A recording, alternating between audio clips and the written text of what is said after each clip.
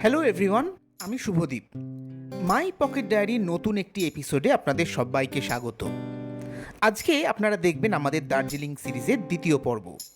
প্রথম পর্বে আপনারা দেখেছিলেন কলকাতা থেকে শুরু করে দার্জিলিং পৌঁছানোর কমপ্লিট ট্রিপ ডিটেলস। আজকে শুরু সেখান থেকেই। চলুন তাহলে শুরু করা যাক।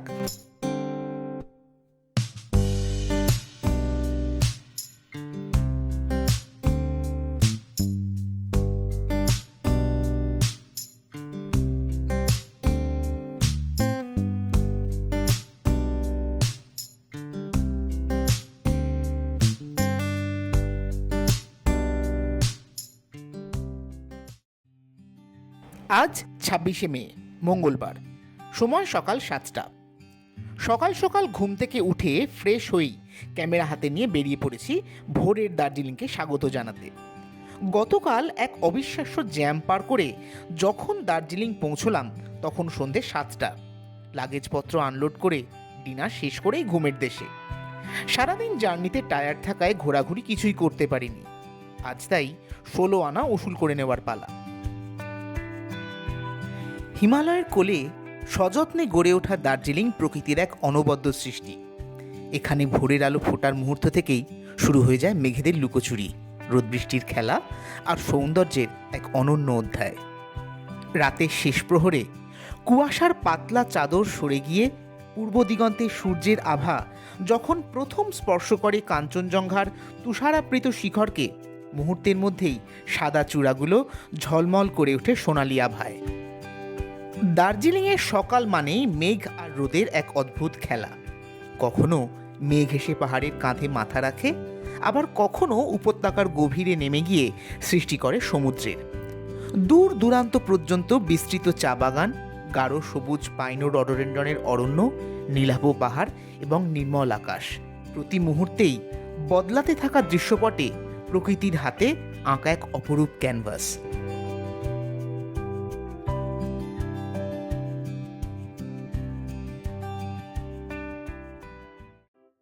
সময় সকাল 10টা। স্নান পর্ব আর ব্রেকফাস্ট মিটিয়ে আমরা এখন ম্যালের অভিমুখে। আমরা উঠেছি পিডব্লিউডি সার্কিট হাউসে। হোটেল থেকে ম্যাল পায়ে হেঁটে মোটামুটি 10 মিনিটের রাস্তা। আজ আমরা মোটামুটি পদব্রজেই ঘুরব। ইচ্ছে আছে আগামীকাল থেকে সাইট সিন শুরু করার। আমরা এখন দাঁড়িয়ে আছি ফেমাস ক্লক টাওয়ারের সামনে। লোকাল মার্কেট ওপেন হয়ে গেছে অনেকক্ষণই। স্থানীয় বাচ্চারা দল বেঁধে স্কুলে চলেছে, আর ট্যুরিস্টদেরও অবিরত আনাগোনা অব্যাহত। কুঙ্গা এবং কেভেন্টার্সে অ্যাজ ইউজুয়াল লাইন পড়ে গেছে। যাতায়াতের পথে একবার ট্যাক্সি স্ট্যান্ডে ঘুরে যেতে হবে। আগামীকালের জন্য গাড়ির ব্যবস্থাটা তো করতে হবে। রাস্তার দুপাশে winter garments, gift shop, restaurant আরও রকমারি জিনিসের দোকানে ভিড় উপচে পড়ছে। তবে আজকে উইকডেজ হওয়ায় ভিড় অপেক্ষাকৃত কম।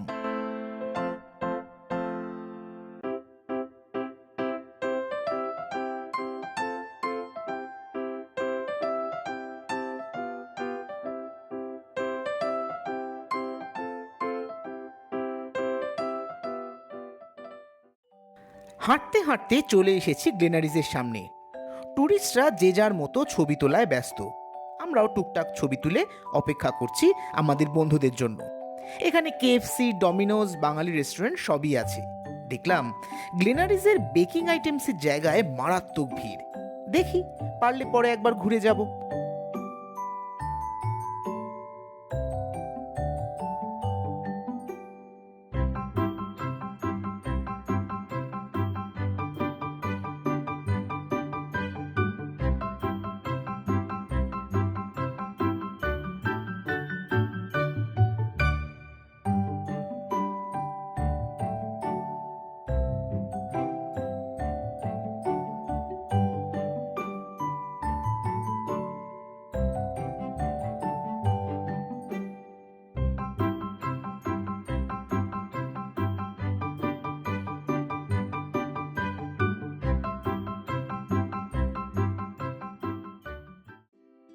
খানিকটা এগিয়ে এসে ঢুকে পড়লাম একটা চায়ের দোকানে।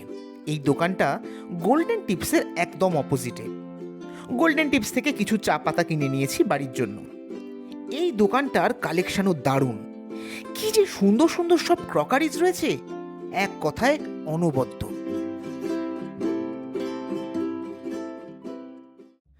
চলে এসেছি ম্যালের এক্কেবারে সামনে।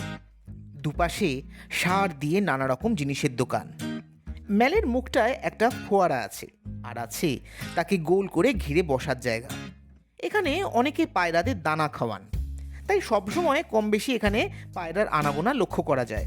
বাচ্চারাও খুব এনজয় করে ব্যাপারটা।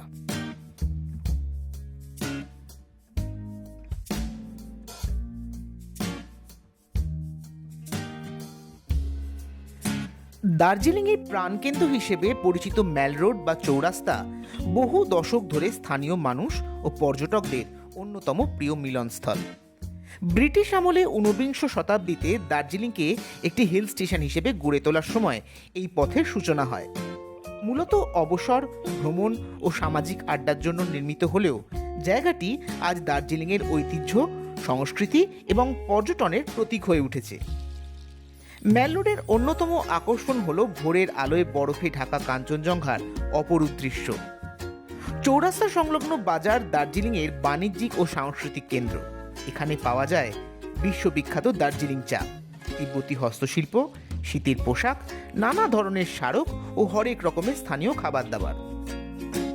সন্ধ্যার নরম আলোয় এই ম্যাল রোড অপরূপ মোহময়ী।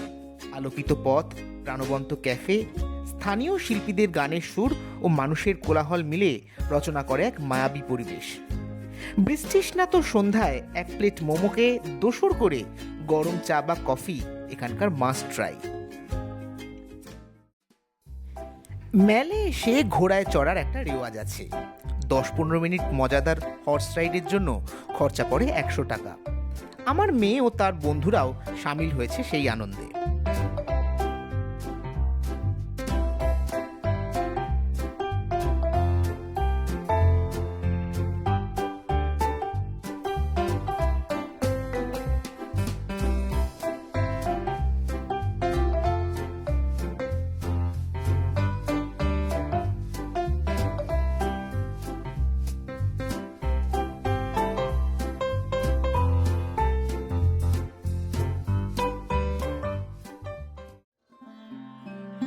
সময় দুপুর 2:30।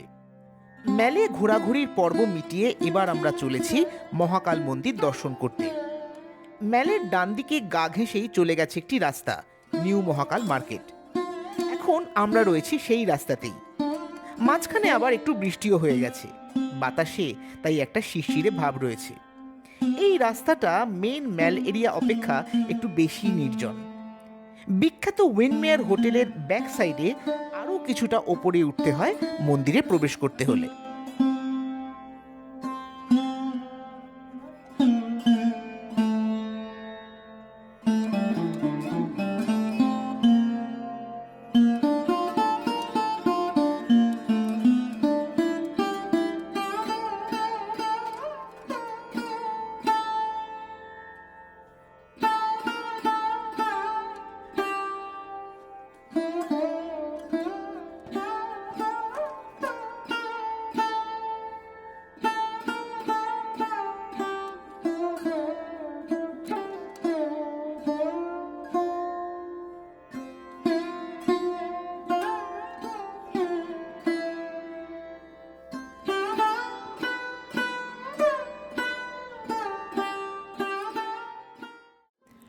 পৌঁছে গেছি মহাকাল মন্দিরে।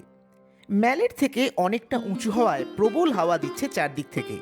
সমগ্র জায়গাটা অত্যন্ত পরিচ্ছন্ন ও চারদিকে পাহাড়ি গাছপালা দিয়ে ঘেরা। মাঝে মধ্যে এদিক ওদিক ছুটে বেড়াচ্ছে কয়েকটা বাঁদরছানা। এই মন্দিরে অধিষ্ঠান করছেন মহাদেব, মা তারা, হরপার্বতী এবং বজরংবলী। মহাকাল মন্দিরের ইতিহাস বহু প্রাচীন। কথিত আছে একসময় বৌদ্ধদের প্রাচীন মঠ দর্জে লিং এই স্থানেই অবস্থিত ছিল। তার থেকেই পরবর্তীকালে দার্জিলিং নামের উৎপত্তি। 1800 শতকে গোর্খা আক্রমণের সময় সেই মঠ ধ্বংস হয়ে যায়। পরবর্তীকালে এই পাহাড় চূড়ায় মহাকাল বা শিবের উপাসনা শুরু হয় এবং ধীরে ধীরে বর্তমান মহাকাল মন্দিরে রূপান্তরিত হয়। আজও এই মন্দিরে হিন্দু ও বৌদ্ধ ধর্মের এক অপূর্ব সহাবস্থান দেখা যায়। একই প্রাঙ্গণে মন্দিরের ঘণ্টাধ্বনি এবং বৌদ্ধ প্রার্থনার পতাকার প্রাচুর্য এক অপরূপ পরিবেশ সৃষ্টি করে। মন্দিরে প্রতিদিন ভোর থেকে পূজা ও আরতি, ভগবান শিবের উপাসনা অনুষ্ঠিত হয়। স্থানীয় মানুষ ও পর্যটকরা এখানে মহাদেবের দর্শন করতে নিয়মিত আসেন। মন্দির প্রাঙ্গণে অসংখ্য ঘণ্টা বাঁধার একটা প্রথাও প্রচলিত আছে এখানে, যা ভক্তদের মানত ও বিশ্বাসের প্রতীক। মহাকাল মন্দিরের চারধারে রয়েছে ঘন পাইন ও ওক গাছের বন, রঙিন প্রার্থনা পতাকা এবং পাহাড়ি পাখির কলতান। হিন্দু ও বৌদ্ধ ধর্মের মেলবন্ধন, প্রাকৃতিক সৌন্দর্য, ইতিহাস, পাহাড়ের অসীম নীরবতা ও প্রার্থনার ধ্বনি মিলে এই স্থানকে করে তুলেছে অবিস্মরণীয়।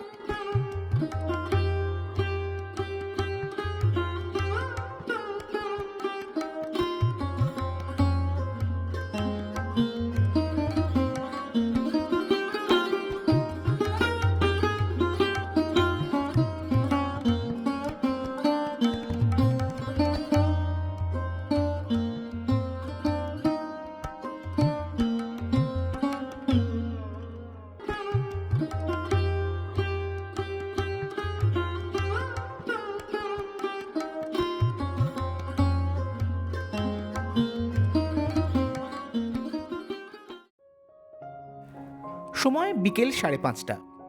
ঘোরাঘুরির পর্ব মিটিয়ে মন্দির দর্শন সেরে আমরা চলে এসেছি সার্কিট হাউসে। এই প্রপার্টিটির লোকেশন হলো লিম্বুগাঁও এলাকায়। ব্রিটিশ আমল থেকেই এটি সরকারি অতিথিশালা হিসেবে ব্যবহৃত হয়ে আসছে এবং বর্তমানে পশ্চিমবঙ্গ সরকারের আধিকারিকদের অতিথিশালা হিসেবেও ব্যবহৃত হয়। এর অন্যতম আকর্ষণ হলো এখান থেকে দেখা মনোরম প্রাকৃতিক দৃশ্য, চারপাশের শান্ত পরিবেশ, সবুজ পাহাড় ও ঐতিহাসিক আবহ জায়গাটির অন্যতম বিশেষত্ব। এখানে থাকার খরচ হলো 150 টাকা পার ডে পার হেড। সময় রাত 9টা। চলে এসেছি সার্কিট হাউসের ডাইনিং রুমে। এখানে রান্নাবান্নার দায়িত্বে যারা রয়েছেন তাদেরকে সকালের মধ্যেই সারাদিনের লাঞ্চ বা ডিনারের অর্ডারটা দিয়ে দিতে হয়। ফুড কোয়ালিটি নিয়ে জাস্ট কোনো কথা বলার অবকাশ নেই। এখানে রয়েছে একটি বিশাল ডাইনিং রুম। সারাদিনের ক্লান্তি শেষে এখানকার রান্নার প্রতিটি পদই অমৃত সমান। আজকের জন্য তাহলে এটুকুই। খুব শীঘ্রই ফেরত আসছি আমাদের দার্জিলিং সফরের পরবর্তী পর্ব নিয়ে। সবাই খুব ভালো থাকবেন।